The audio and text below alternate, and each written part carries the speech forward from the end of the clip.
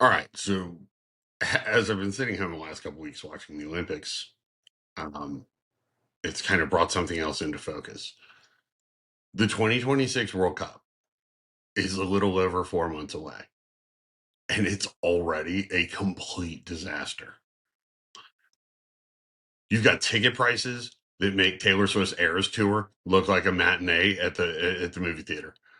You've got ICE confirming that they're going to be at every stadium, like they're running a VIP bouncer operation.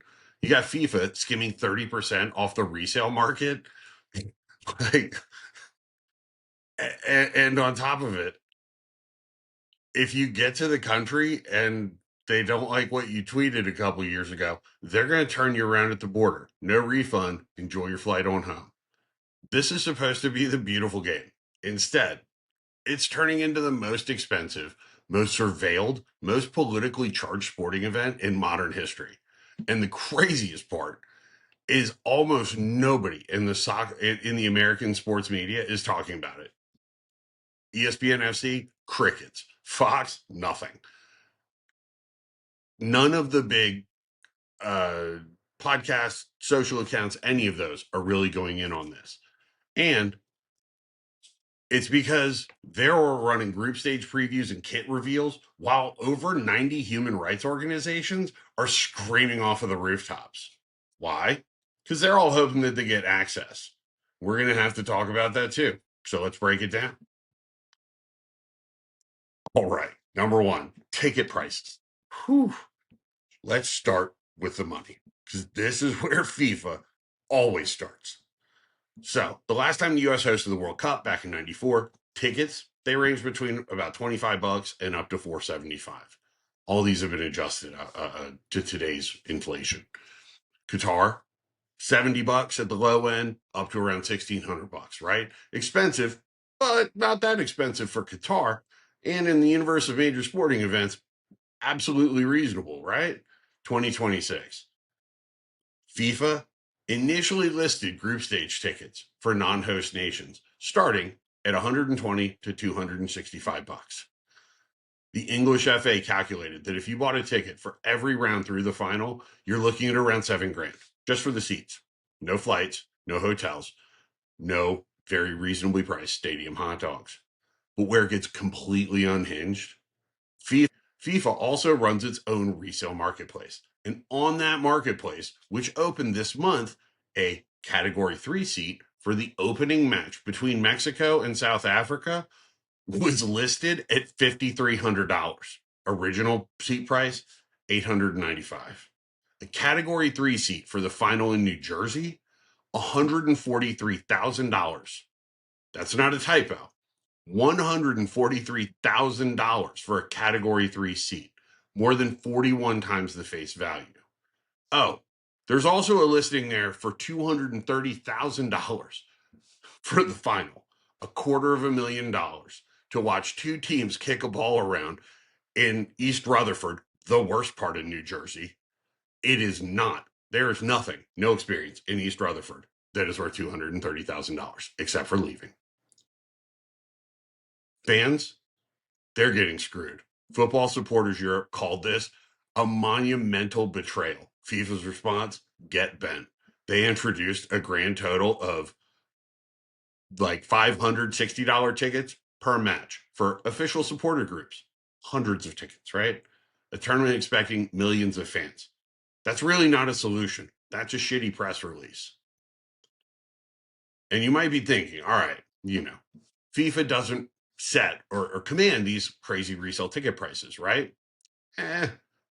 While it's technically true that sellers set the price, FIFA built a casino and takes a hefty rake. On every single transaction on the resale site, FIFA charges a 15% fee to both the buyer and the seller of the ticket.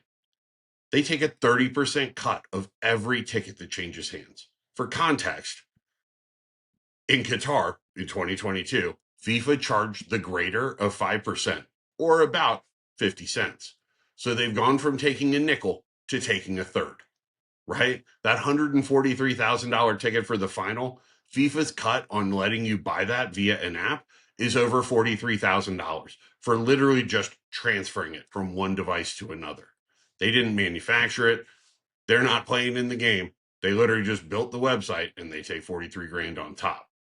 And FIFA says that this is aligned with North American industry trends, which is technically true, right? Ticketmaster sucks. So does Live Nation. But Ticketmaster doesn't pretend to be a global nonprofit that champions growing the beautiful game for all people. The resale market is completely unregulated, right? In the US and Canada. In Mexico, at least, reselling above face value is illegal, which means FIFA is essentially running an unregulated securities exchange for football tickets and pocketing a third of every trade, which I believe that Wall Street has a patent on that playbook. All right, now let's talk about the part that makes this World Cup genuinely unprecedented. In February 2026, the acting ICE director, Todd Lyons, testified before the House and said, quote, ICE, specifically Homeland Security investigations, is a key part of the overall security apparatus for the World Cup. When asked by a New Jersey congresswoman if ICE would commit to pausing enforcement actions at the tournament, he said no. ICE will have a role. And now DHS is trying to smooth it over, right? Their official statement says international visitors who come legally to the United States have nothing to worry about. What makes somebody a target is whether or not they're here illegally. Full stop. But let's just think about this for 2 seconds, because this is where it all kinds of starts to smell like bullshit and fall apart. We've established that tickets to this tournament are going to cost thousands of dollars, right? Opening match resale, $5,300. Seat at the final, up to $230,000. Group stage tickets alone start at 120 and go way up from there. You add in flights, hotels, food, and the general cost of existing in any American city for a week, and you're looking at a minimum of several $1,000s per person. So who exactly is ICE expecting to find at these matches? Right? Are we supposed to believe that an undocumented immigrant, somebody who's navigating the US without any legal status, photo ID, likely working for cash, and worried overall about routine traffic stops getting them deported, is going to be dropping 6 to 10 grand on tickets to go check out Germany playing Saudi Arabia? That they're going to load their credit card into FIFA's online ticketing platform, hand over all of their personal details, and waltz into a stadium surrounded by ICE agents? Come on. At these prices, the only people inside those stadiums are going to be wealthy international tourists and wealthy Americans, corporate hospitality clients, and generally people who can afford $1,000 tickets and 4-figure ticket markups. That's a crowd, man. They have priced it for this, which means ICE isn't going to be catching any undocumented immigrants, right? You're not going to have any people who are, picking fruit or working at a car wash here illegally. You're going to have a whole bunch of German dentists and Saudi oil sheiks who have flown over here business class or first class and are spending $8,000 to $15,000 on a hospitality package, right? There's going to be video, I can promise you in advance, of Japanese fans being, pulled out of line due to their inability to answer ICE's detailed questions in front of a stadium before Japan plays. This is going to end up blowing up terribly on social media, because when you have wealthy fans with, access to social media who then spend thousands of dollars and miss kickoff, they're going to be posting about it online and it's going to get engagement. Right. And it's crazy that to think that at an event where your average ticket cost is going to be well into over $1,000, that you're going to be catching people who are here working menial jobs. Um, you know, this isn't about catching people who are here illegally, right? This is about making the experience hostile and unpredictable for legitimate legal travelers to the US. Likely, most of these will decide it's probably not worth the trip. And the tourism data right now is showing exactly that. International bookings to the US have cratered. The US Travel Association has been sounding the alarm for months, right? And think about what this looks like from abroad. You're a football fan in London, Tokyo, Sao Paulo, Berlin. You've got the money. You've had the time booked off of work for 4 years. You've read up about all of the government screenings on social media, that ICE will be at every venue, and that if anything goes sideways, FIFA is going to make you eat the cost of your tickets with zero refund. Would you come? Or would you just watch it on TV and spend your $20,000 on a holiday somewhere that actually wants your business and treats you like you should be there? King County, Washington, which hosts Seattle, the World Cup venue, is pushed back, right? Their county executive announced steps to limit ICE operations in county facilities. Seattle's mayor signed an executive order barring ICE from using city-owned properties for civil enforcement. But the police union called it political theater that could put officers in conflict with federal agents, similar to what we almost had in Minnesota. So the net result of ICE at the World Cup is not going to be tighter security. It really feels like more of a deterrent against immigrants to scare away the exact sort of people that FIFA and host cities need. High spending international fans, right? To do almost nothing about illegal immigration. This is security theater with a $17 billion price tag. And the fans end up being the ones who pay for it.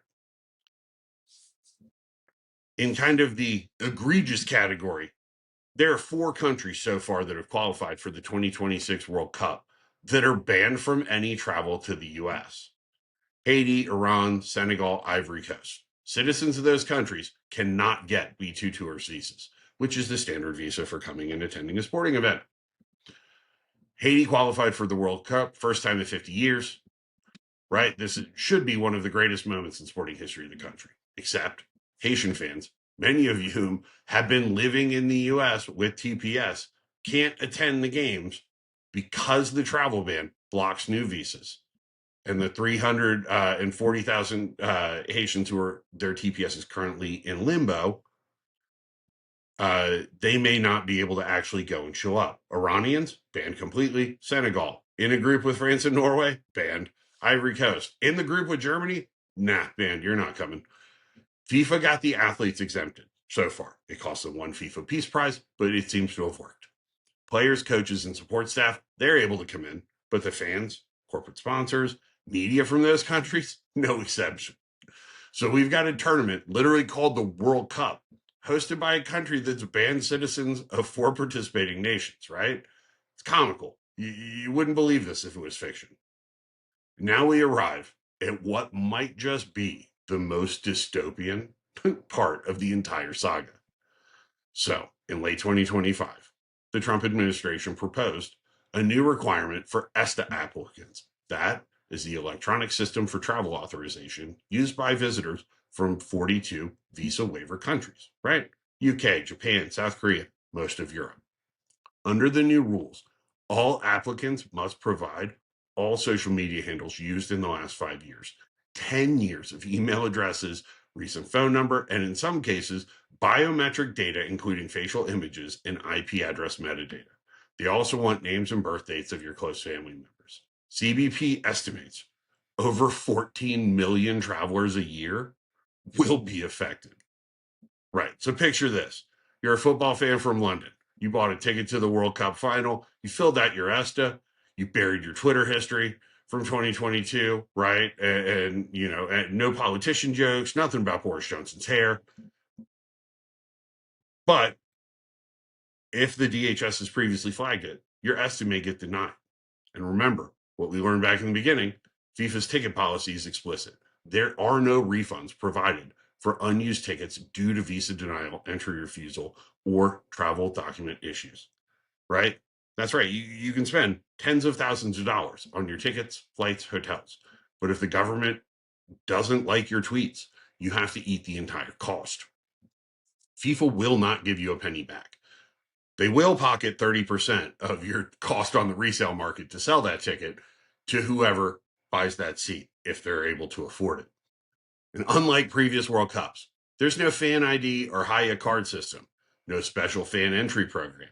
You have to go through the full immigration gauntlet at every game like everyone else. The only thing FIFA arranged is FIFA Pass, which is just a priority visa appointment system.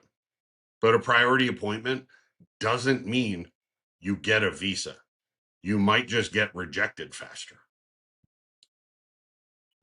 So if you dig in and actually read FIFA's exact terms, they're genuinely remarkable.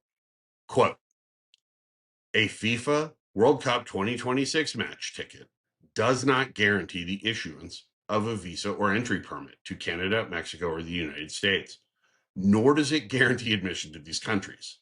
And then, no refunds will be provided for unused tickets due to denial, entry refusal, or travel document issues. And if you fail to obtain the necessary visa or travel authorization or denied entry due to noncompliance with any requirements, you will not be entitled to any form of compensation from FIFA ticketing. So the policy is buy these hopelessly expensive tickets. Navigate an immigration system that is grossly underfunded and that is also attempting to actively screen your tweets, and hope that you don't come from one of the 4 banned countries. Hope ICE doesn't show some sort of interest in you. And if anything goes wrong at any point along this process, that's all on you. All sales are fine. FIFA is running a $17 billion tournament, and they have offloaded 100% of the risk onto fans. This isn't really a ticketing policy at all. This is like terms of service battle dome. So the part that really kind of has been bothering me over the last few weeks, everything, the $143,000 tickets, 30% resale skim, ICE hassling wealthy tourists instead of actually, catching people, travel bans on 4 competing nations, right? A giant social media dragnet to make sure you haven't offended anybody. You're not one of the 14 million travelers who may disagree with U.S. policy, and a no refund policy that makes fans eat every penny.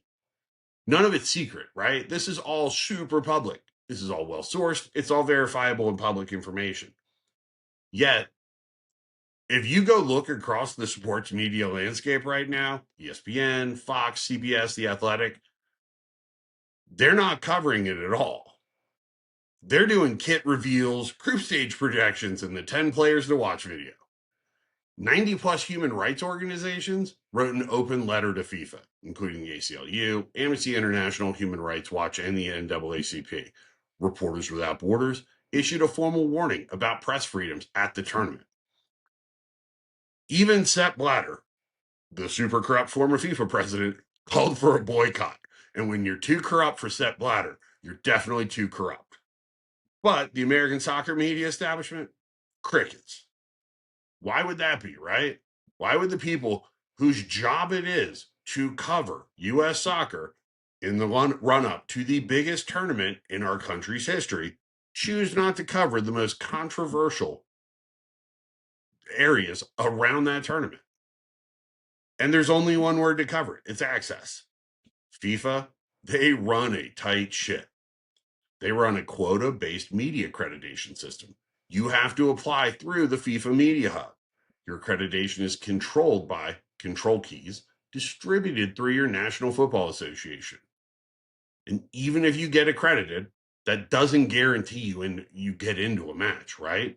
You then have to apply separately to get into match-specific media tickets for either press box access, press conferences, and mixed zone interviews. Ugh, right. So think about what that means for a U.S. soccer journalist or creator. The 2026 World Cup is going to be the single biggest event in their career. It's in their own country. The audience is expecting wall-to-wall coverage. Every piece of that coverage, every press conference, post-match quote, mixed zone clip, depends on FIFA saying yes. Depends on FIFA letting you in, right?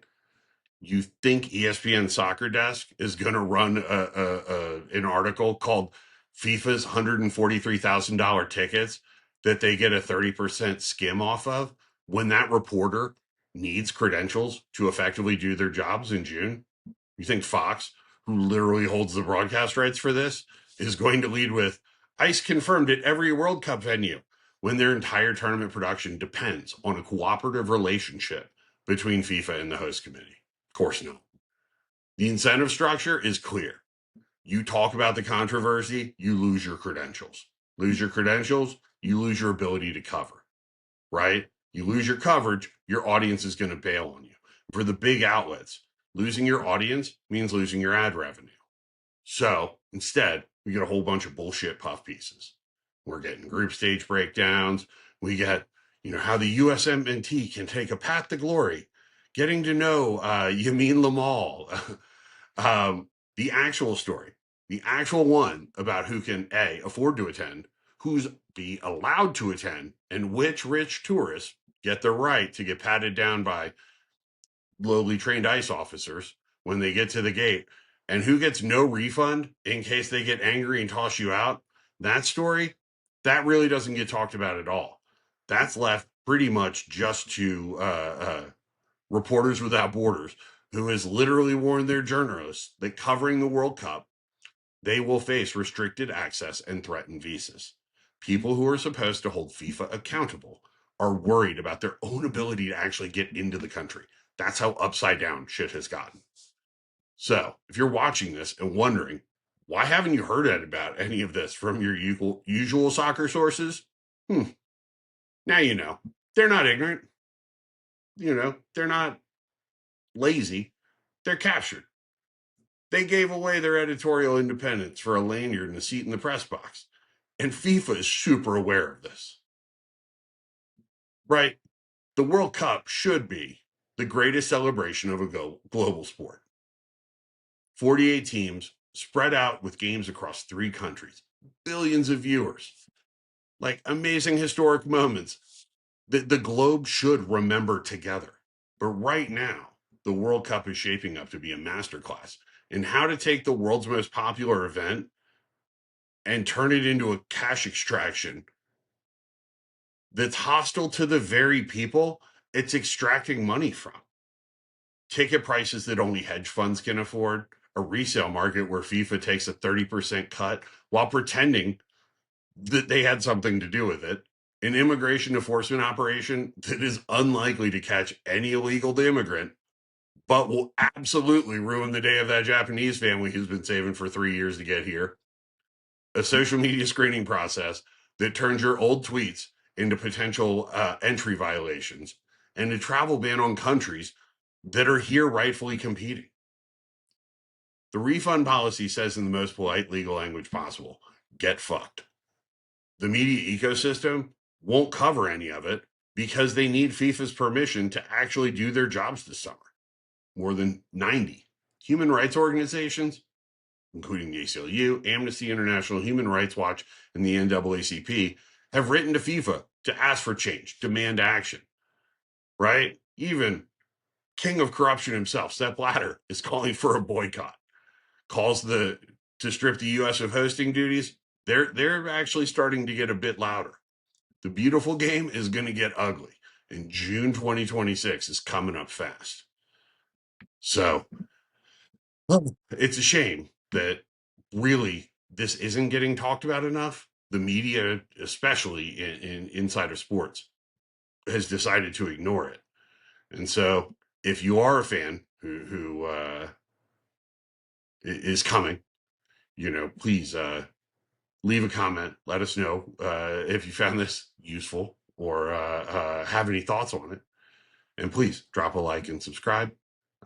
Thank you very much. Talk to you next time.